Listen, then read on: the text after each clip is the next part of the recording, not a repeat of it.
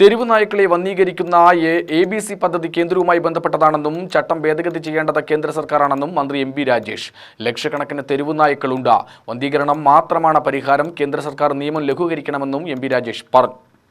നിലവിലുള്ള കേന്ദ്ര സർക്കാരിൻ്റെ ABC ചട്ടങ്ങൾ പ്രകാരം ആകെ നമുക്ക് ചെയ്യാവുന്ന കാര്യം തെരുവ് നായ്ക്കളെ മുഴുവൻ പിടിച്ചുകൊണ്ടുപോയി വന്ധ്യംകരിച്ച് ശുശ്രൂഷിച്ച് അവരുടെ പരിക്ക് ഭേദമാണെന്ന് ഉറപ്പാക്കി തിരിച്ചുവിടുക എന്നുള്ളതാണ്.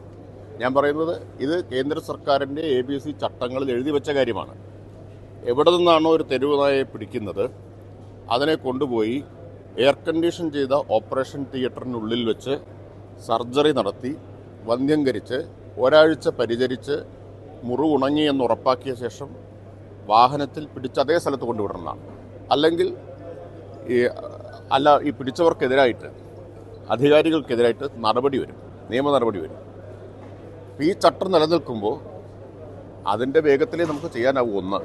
രണ്ടാമത്തെ പ്രശ്നം, ഇപ്പോൾ നേരത്തെ കേരളത്തിൽ 900ഓളം ABC കേന്ദ്രങ്ങൾ കുടുംബശ്രീയുടെ ഉണ്ടായിരുന്നു. ഒറ്റയടിക്ക് അടച്ചുപൂട്ടിച്ചതാണ്. കാരണം എയർ കണ്ടീഷൻ ചെയ്ത ഓപ്പറേഷൻ തിയേറ്ററുകളും അതുപോലുള്ള സൗകര്യങ്ങളും ഇല്ല എന്ന് പറഞ്ഞു.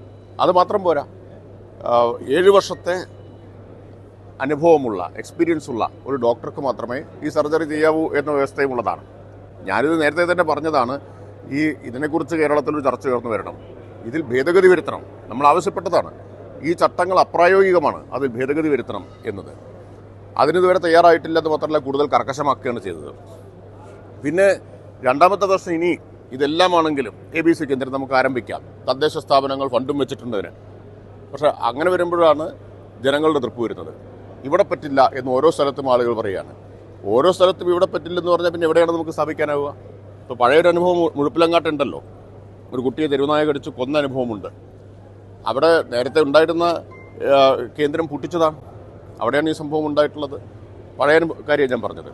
അപ്പോൾ ഈ രണ്ട് പ്രശ്നവും നമ്മൾ നേരിടുന്ന പ്രധാനപ്പെട്ട വെല്ലുവിളികളാണ്.